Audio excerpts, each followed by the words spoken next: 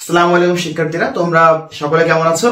আমি মোহাম্মদ আবু সুফিয়ান পড়াশোনা করতেছি খুলনা বিশ্ববিদ্যালয়ে।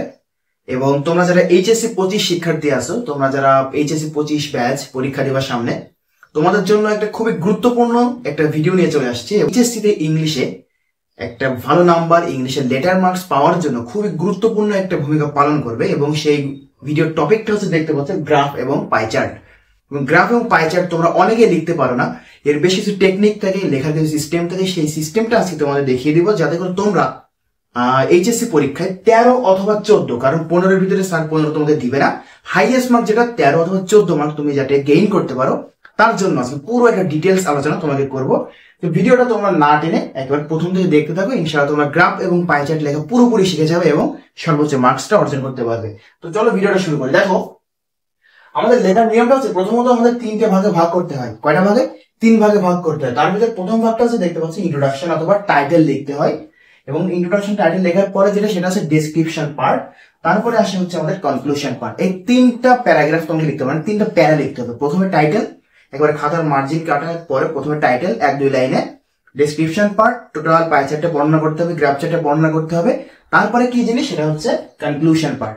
আচ্ছা, এবং এই ইন্ট্রোডাকশন অথবা তোমার টাইটেল পার্টে যেটা লিখতে হবে, সেটা দেখতে পাচ্ছ যে টাইটেলে যেটা লিখবা, যেটা তোমার গ্রাফ চার্ট বা পাই চার্ট অন্যদের থেকে আলাদা করবে, তার বেশ কিছু টেকনিক থাকে। যেমন তুমি যখন লিখবা টাইটেলটা, দ্য গ্রাফ শোস দ্যাট, অথবা the graph illustrates that, sorry এখানে একটা এল হবে, ইলাস্ট্রেটস দ্যাট, এবং দ্য গ্রাফ প্রেজেন্টস দ্যাট, বা তুমি লিখতে পারো it is highlighted in the graph অথবা পাই চার্ট।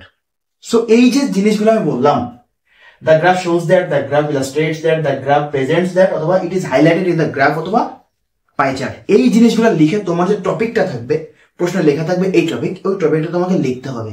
ঠিক আছে? যদি লেখো, তোমার প্রথমেই স্যার তোমার উপর ক্রাশ খেয়ে দেবে। তোমার খাতাটা, তোমার লেখাটা দেখেই স্যার তোমার উপর ফিদা হয়ে যাবে যে না, এর খাতাটা তাহলে পড়া যায়, এর খাতায় নাম্বার দেওয়া যায়। প্রথম লাইনটাই হচ্ছে একেবারে ফার্স্ট ইমপ্রেশন তোমাকে ভালো করে দিবে। ঠিক আছে? তো এটা হচ্ছে আমাদের টাইটেল লেখার নিয়ম, টাইটেলে যেটা লিখতে হবে। এরপর আসলে ডেসক্রিপশন পার্ট। দেখতে পাচ্ছ, ডেসক্রিপশন পার্টে সবচেয়ে গুরুত্বপূর্ণ তথ্য পরিবর্তন লক্ষ্য করতে হবে। তোমার যে চার্টটা দেওয়া থাকবে, তোমার যে পাই চার্টটা দেওয়া থাকবে, সেখানে সবচেয়ে গুরুত্বপূর্ণ যে জিনিসগুলো, কোনটা বেশি, কোনটা কম, কোনটা মানে এরকম পার্থক্য, যেটা তুলনামূলক মানে তোমাকে আলোচনা করতে হবে। বেশি থেকে কম অথবা কম থেকে বেশি, এভাবে তুলনামূলক আলোচনা করতে হবে। গ্রাফ অথবা পাই চার্ট দেখে লিখতে হবে যে কে বেশি, কোনটা কম, কত বেশি বা কত কম। একেবারে তোমাকে কি বলতে হচ্ছে, একেবারে তুলনামূলক আলোচনা। এই আলোচনাটা করার জন্য আমাদের বেশ কিছু ইউজফুল ফ্রেজ জানা লাগবে। আমাদের কিছু ফ্রেজ জানা লাগবে, যে ফ্রেজগুলো আমাদেরকে হেল্প করবে এই জিনিসটাকে আরো ভালো করার জন্য। দেখতে পাচ্ছ কি কি, দেয়ার ওয়াজ এ শার্প ইনক্রিজ। তুমি যখন একটা গ্রাফ অথবা পাই চার্ট লিখবা, দেখতে পাচ্ছ যে একটার থেকে একটু বেশি আছে, তখন দেয়ার ওয়াজ এ শার্প ইনক্রিজ বা there was a sharp decrease.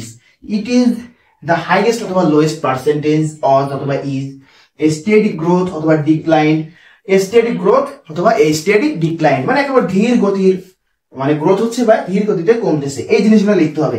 বা in the contrast, on the other hand, whereas, as a result, however, এই জিনিসগুলো তোমাকে লিখতে হবে। এই যে ইউজফুল ফ্রেজগুলো একটু মাথায় রাখতে হবে, যে এক সেন্টেন্স থেকে বা একটা চার্ট থেকে, একটা কলম থেকে আরেকটা কলমে যখন যাব, তখন এই ফ্রেজগুলো আমাকে ইউজ করতে হবে।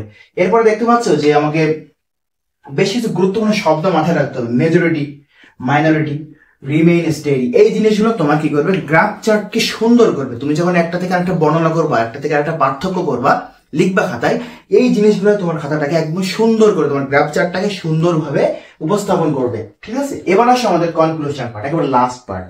তো এটাকে আমাদের ডেসক্রিপশন পার্ট। এবার আসে লাস্ট পার্ট। লাস্ট পার্টে কি লিখবা, এটা 1 থেকে 2 লাইনের মধ্যে লিখতে হবে। যেমন কি, ফ্রম দ্য অ্যানালাইসিস অ্যাবভ, উপরের অ্যানালাইসিস থেকে দেখা যায়, from the analysis above, according to the passage বা অ্যাকর্ডিং টু দ্য প্যাসেজ, এই প্যাসেজ অনুসারে। আরেকটা জিনিস, the given information provide a clear understanding. সব থেকে আমি প্রেফার করবো তোমরা এই শেষেরটা লিখবা, যে the given information provide a clear understanding, যে এই জিনিসটা এইভাবে হয়েছে। সো এই টোটাল জিনিসটা তুমি যদি ফলো করে তোমার গ্রাফ চার্টটাকে লেখো 150 থেকে 200 ওয়ার্ডের ভিতরে বা 120 ওয়ার্ডের ভিতরে, আশা করবো তোমার স্যার বা তোমার টিচার 13 অথবা 14 মার্কস দিবে এবং তুমি সর্বোচ্চ মার্কসটা গেইন করবা। সো তোমাদের এইচএসসি যারা 25 শিক্ষার্থীরা, তোমরা এই ভিডিওর মাধ্যমে তোমাদের গ্রাফ চার্ট লেখার ইয়েটা আরো বাড়াও, বেশি বেশি করে লেখা প্র্যাকটিস করো, এবং এইভাবে যদি লেখো তোমাদের ইনশাল্লাহ একটা সর্বোচ্চ নাম্বার তোমার পাবো, এবং তোমাদের সকলের সুস্বাস্থ্য, তোমাদের সকলের ভবিষ্যৎ উজ্জ্বল ভবিষ্যৎ কামনা করে এই ভিডিওটা এখানে শেষ করছি। আসসালামু আলাইকুম।